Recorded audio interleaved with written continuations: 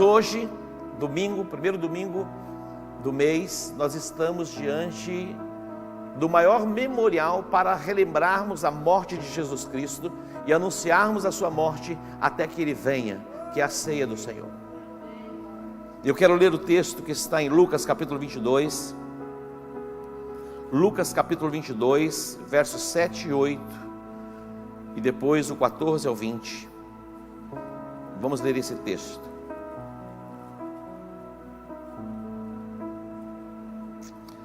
Vamos lá, Lucas, capítulo 22, versos 7 e 8. Chegou o dia da festa dos pães asmos, em que importava celebrar a Páscoa. Jesus, pois, enviou Pedro e João, dizendo: Ide, preparar-nos a Páscoa, para que a comamos. Ide, preparar-nos a Páscoa, para que comamos. Versículo 14.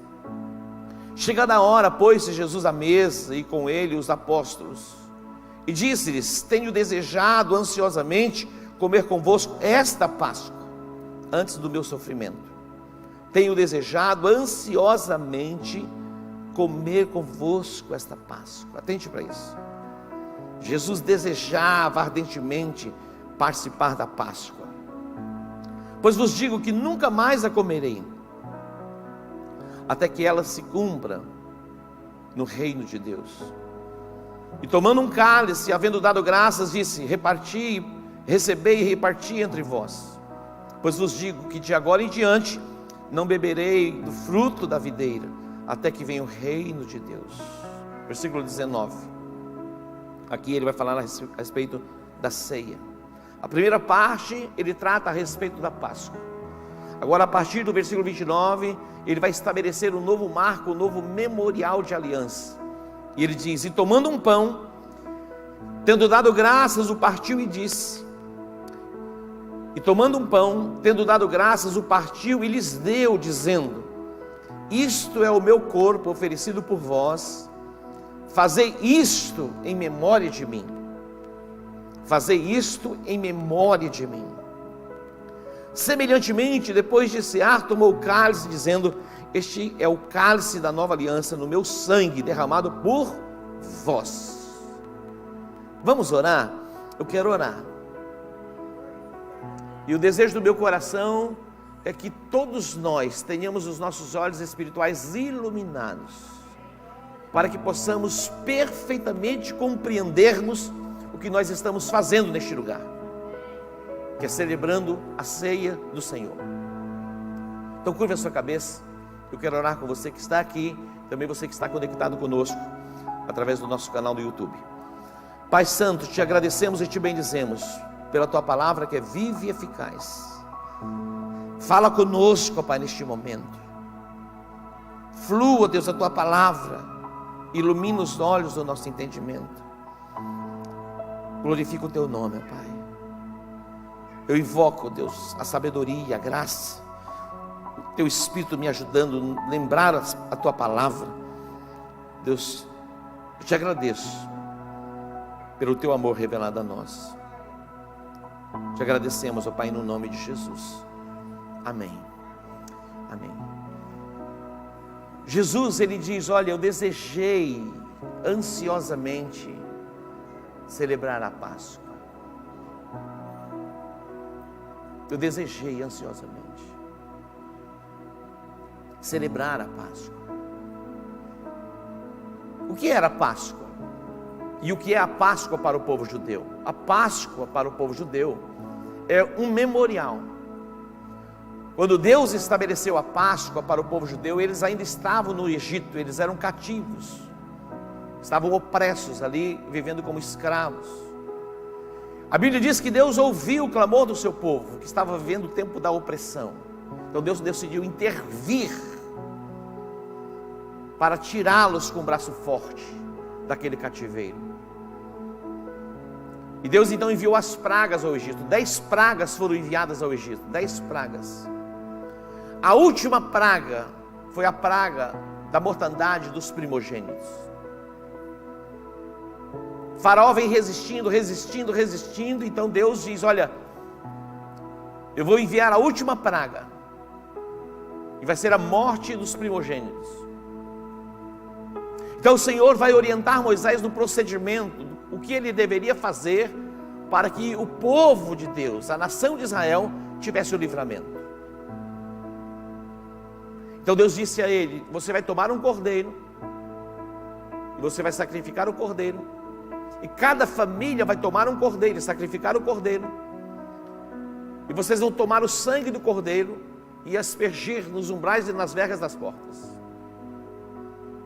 Toda casa que tiver a marca do sangue, o anjo da morte passará por cima. É a Páscoa. E esta casa vai estar guardada, vai estar protegida. A Páscoa fala de livramento. A Páscoa fala de proteção. A Páscoa fala de resgate. E quando nós olhamos para a Páscoa também fala do favor, a graça que Deus deu à nação de Israel diante dos egípcios, para que eles pudessem sair do Egito com ouro, com prata e com vestes. Saíram fartos.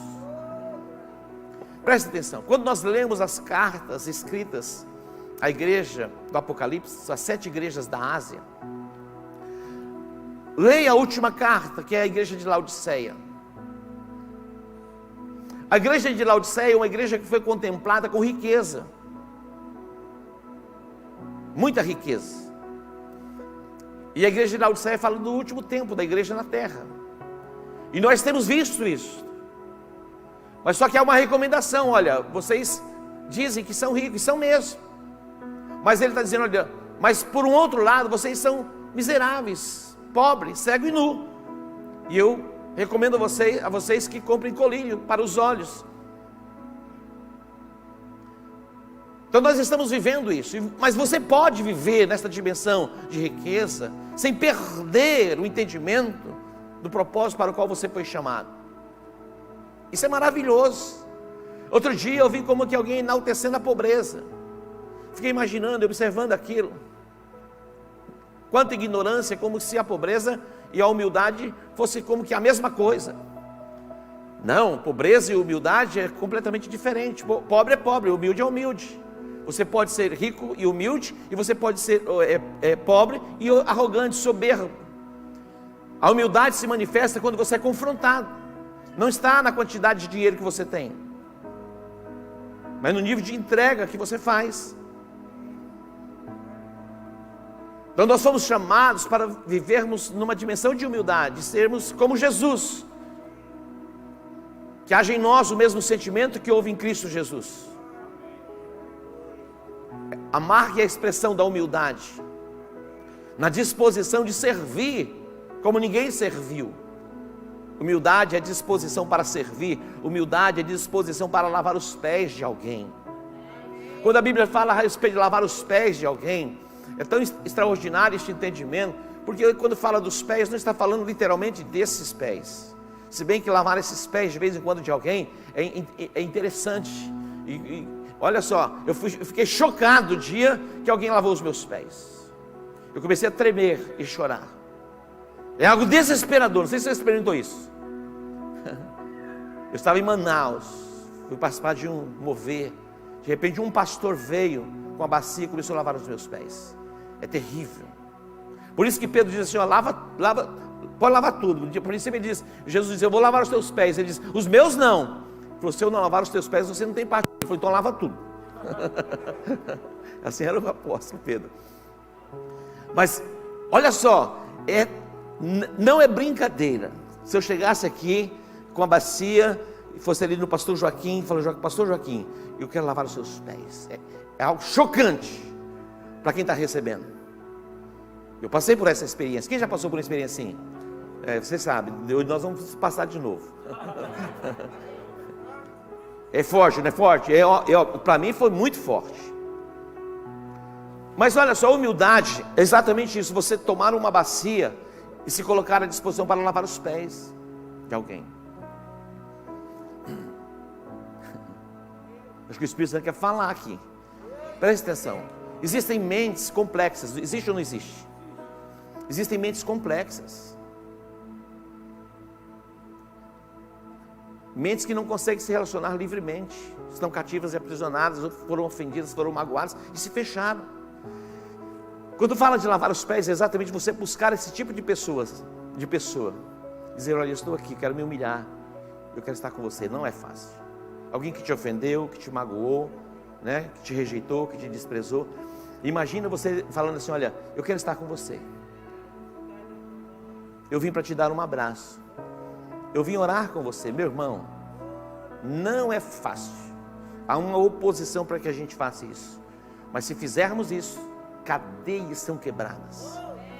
E as pessoas são colocadas em liberdade.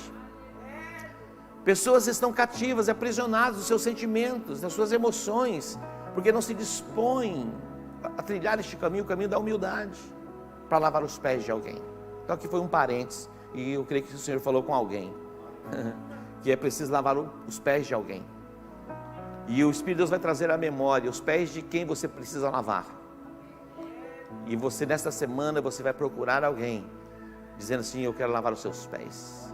Estou falando desses pés, e você passar uma mensagem para alguém, dizendo assim, eu reconheço você na minha vida, quanto você é importante, foi importante. Meu irmão, algo sobrenatural vai acontecer. Pessoas serão colocadas você vai perceber que pessoas serão colocadas em liberdade, e aquilo que estava meio amargo vai se tornar doce. Você viu aqueles caqui, quando você come um caqui meio verde, sai travando tudo? Eu gosto de caqui, muito de caqui, quase uma das frutas preferidas. Mas existem caquis que não dá para comer. E quem sabe você está assim, como um caqui, né?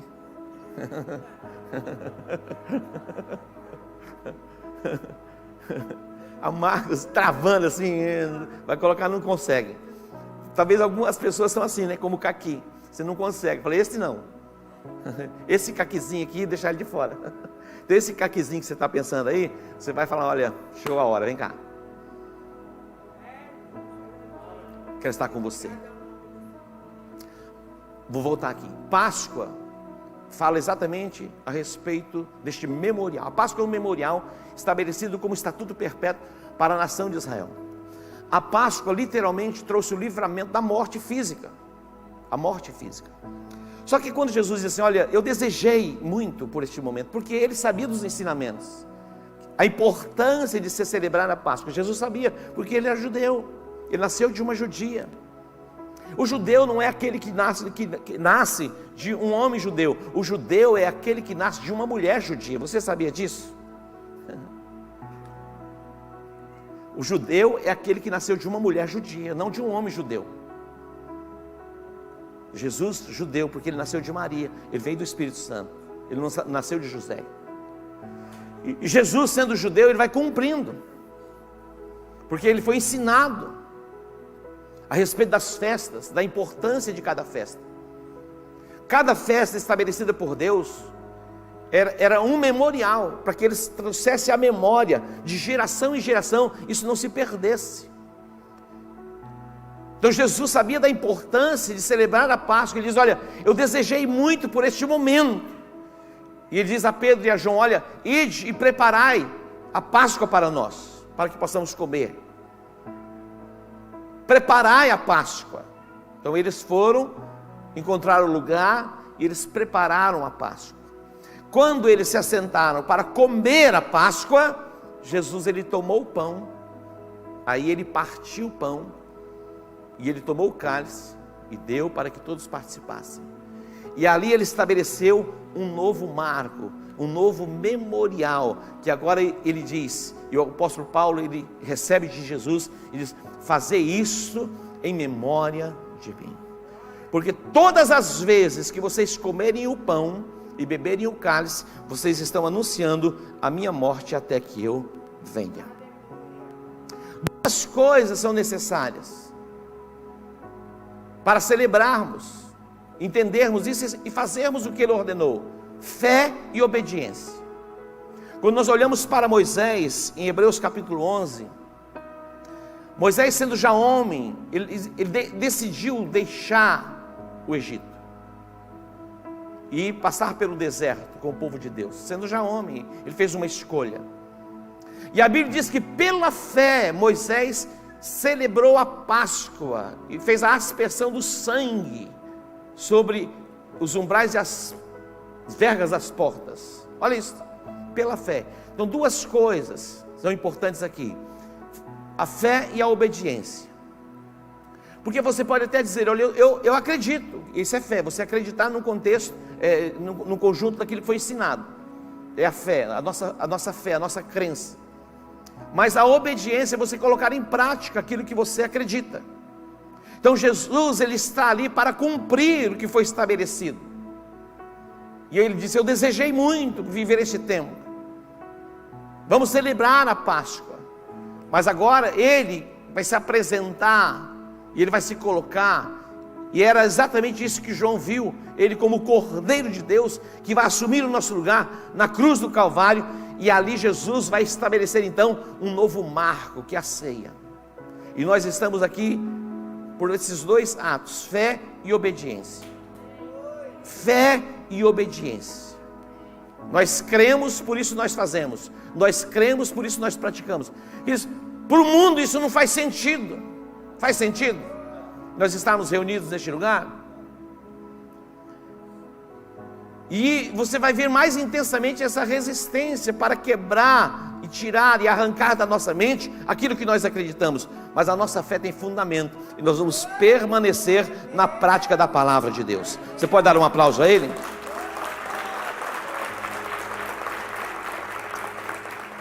A Páscoa é um memorial de libertação, de resgate para o povo judeu. A ceia é um memorial para nós da redenção, o preço que Jesus pagou para que nós fôssemos religados, reconectados ao trono da graça. Então, para os judeus a Páscoa tem um sentido. Para nós cristãos, a Páscoa, que é Jesus, tem um outro sentido. Na Páscoa, literalmente, eles foram livres da morte física. Na nova aliança em Cristo Jesus, que é a nossa Páscoa, Ele nos libertou da morte espiritual. Olha que extraordinário. Quando nós dormimos aqui, nós acordamos do outro lado, estamos do outro lado para a vida eterna, o que é incomparavelmente melhor. Mas sabe por que nós estamos aqui, vamos permanecer aqui? Para vivermos o propósito pleno daquilo para o qual nós somos chamados. E nós não vamos morrer enquanto não cumprir este propósito. Nós vamos viver. Ontem alguém me perguntou, apóstolo, como que você está? Como está o seu físico? Eu falei, estou 100%. E eu creio que esta década será, até hoje, a década mais produtiva da minha vida. Eu creio, eu declaro e eu tomo posse. E você também vai viver a década mais produtiva da sua vida até aqui. E quando passarmos por esta década, chegarei aos 70, e depois de 70 a 80, aí é uma nova declaração profética de uma influência ainda maior sobre a nossa nação e as nações da terra. E você vem comigo, quem vem comigo diga amém. Olha só, eu quero destacar aqui algumas coisas que a morte de Jesus na cruz nos proporcionou. Primeiro, vida eterna. Observe comigo João capítulo 3. João capítulo 3. Primeiro, a morte de Jesus na cruz proporcionou a mim e a você a vida eterna. João 3, 14 até o versículo 16 diz assim: assim como Moisés levantou a serpente no deserto, assim importa que o Filho do Homem seja levantado. Olha só, assim como Moisés levantou a serpente no deserto. Eu vou fazer um breve parênteses a respeito dessa declaração. Nos dias de Moisés, quando o povo começou a murmurar e se indignar, se revoltar, se rebelar, a Bíblia diz que Deus enviou serpentes abrasadoras, e as pessoas eram picadas e elas morriam. Então Moisés recebeu uma orientação para colocar numa haste uma serpente, e todas as pessoas que fossem picadas olhariam para a serpente, e ali o veneno da serpente era neutralizado. Mas isso é uma figura do que estaria por acontecer, Jesus sendo colocado no madeiro, e todo aquele que olhar para Jesus vai ser livre do pecado. E o que traz a morte é o pecado, o salário do pecado é a morte. Agora observe mais o que ele diz: para quê? Para que todo aquele que nele crê tenha a vida eterna. E o 16 diz: porque Deus amou o mundo de tal maneira que deu o seu Filho unigênito para que todo aquele que nele crê, olha só, tenha a vida eterna, não pereça, mas tenha a vida eterna. É muito importante trazer à memória, e nós aprendemos que você só desfruta daquilo que você reconhece. Você só desfruta daquilo que você reconhece. Se você não reconhecer, você não desfruta. Nós reconhecemos que Jesus Cristo, Ele é o Filho de Deus, que Ele morreu na cruz, que Ele ressuscitou ao terceiro dia, e nós cremos, nós declaramos e tomamos posse, e por isso nós temos a vida eterna. Olha que extraordinário. Nós estamos diante de um memorial, que é o memorial da nova aliança, o pão e o cálice, e este memorial representa a nossa redenção, o preço que foi pago na cruz do Calvário, dando a nós o direito de termos vida, e vida em abundância, e também termos a vida eterna. Em segundo lugar, a morte de Jesus na cruz nos resgatou da maldição da lei. Gálatas 3,13. Gálatas 3,13 diz: Cristo nos resgatou da maldição da lei, fazendo-se maldito, ou maldição no nosso lugar, porque está escrito: maldito todo aquele que for pendurado no madeiro. Por Adão, o primeiro homem, entrou o pecado no mundo, e pelo pecado entrou a maldição. Por Jesus Cristo entrou a redenção, e o perdão para os nossos pecados, e a reconciliação com Deus. Em Adão todos pecaram, em Cristo Jesus todos nós fomos perdoados.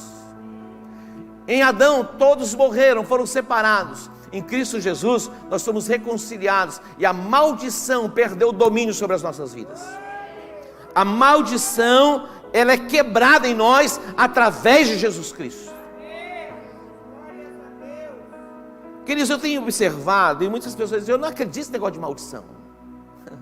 É um negócio esquisito, né? Mas a Bíblia diz que a maldição sem causa não encontra pouso. A maldição sem causa não encontra pouso. Outro dia eu disse assim: olha, você vê algumas coisas do seu pai que você não gosta, que você aborrece, que você até abomina, mas o comportamento, as atitudes do seu pai vêm se repetindo em você. E você vê alguns comportamentos na vida dos seus filhos que você abomina, mas se você olhar para trás, o comportamento seu no passado está se repetindo no seu filho. É uma coisa esquisita, é estranho. Você vê o seu filho tendo comportamentos e atitudes que você abomina, mas se você olhar para o seu passado, a sua adolescência, a sua juventude, você fez as mesmas coisas. É algo estranho. Eu acredito que em Cristo Jesus tudo isso pode ser quebrado. Estabelecemos a partir de nós uma nova geração, com uma nova identidade. Eu acredito. Mas eu tenho visto. Impressionante. Algo como que vai se repetindo. Mas nós podemos dar um basta nisso. Cristo nos resgatou da maldição da lei, fazendo-se maldição em nosso lugar. Mas é preciso nos apresentarmos diante dele, crermos nisso e invocarmos isso, para que haja livramento sobre a nossa descendência. A obra da redenção representa, aponta para a quebra da maldição nas nossas vidas, e que você possa viver isso plenamente. Terceiro lugar, ele cancelou o escrito de dívida que era contrário a nós. Ele cancelou o escrito de dívida que era contrário a nós.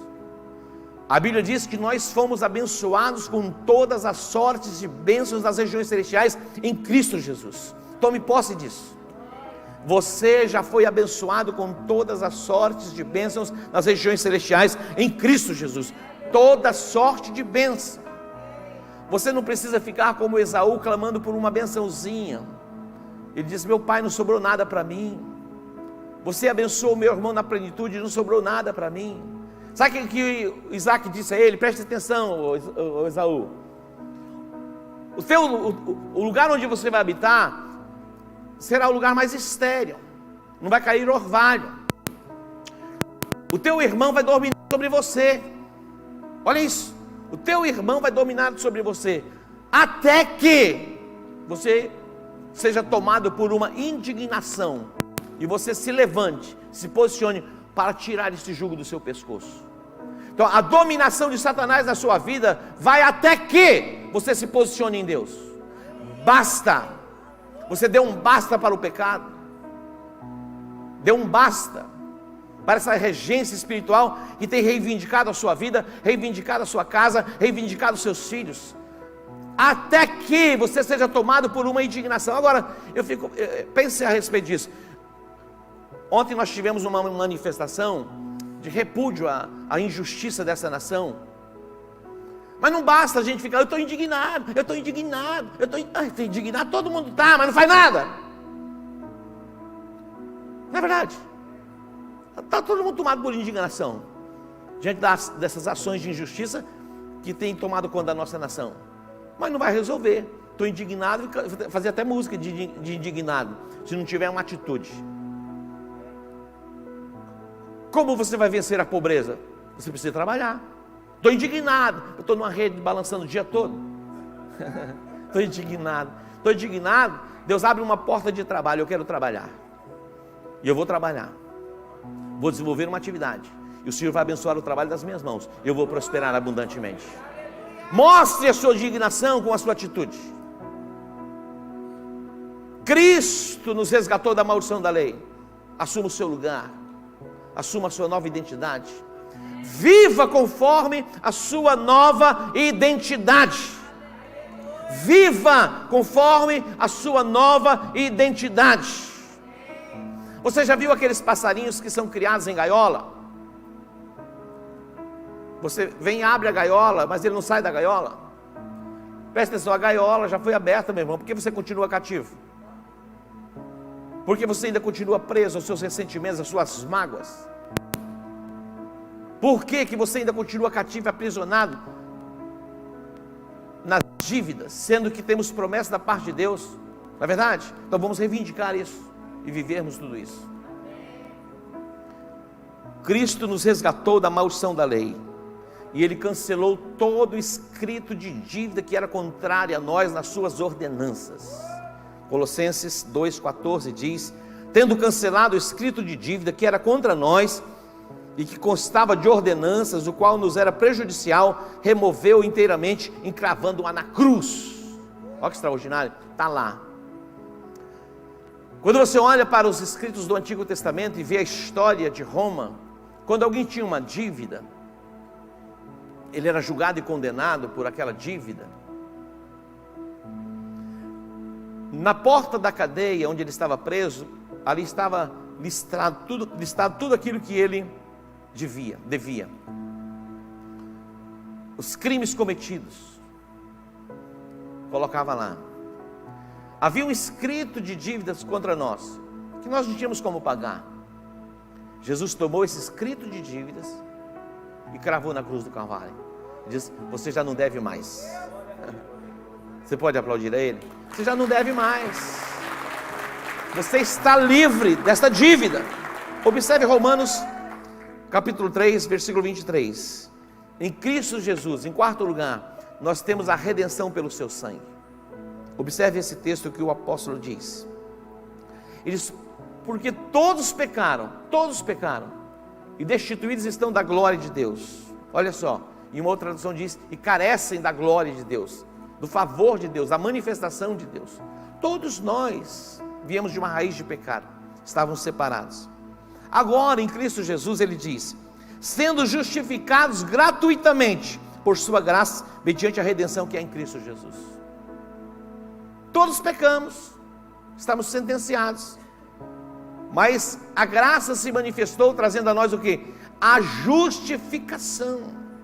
E ele diz mais, no 25: a quem propôs do sangue como propiciação mediante a fé, para manifestar a sua justiça, por ter Deus na sua tolerância deixado impunes os pecados anteriormente cometidos.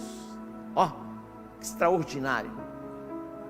A propiciação, nos tornamos favoráveis. No Antigo Testamento, o sangue era derramado e aspergido para cobrir o pecado. Na nova aliança, o sangue de Jesus foi derramado para perdoar os nossos pecados.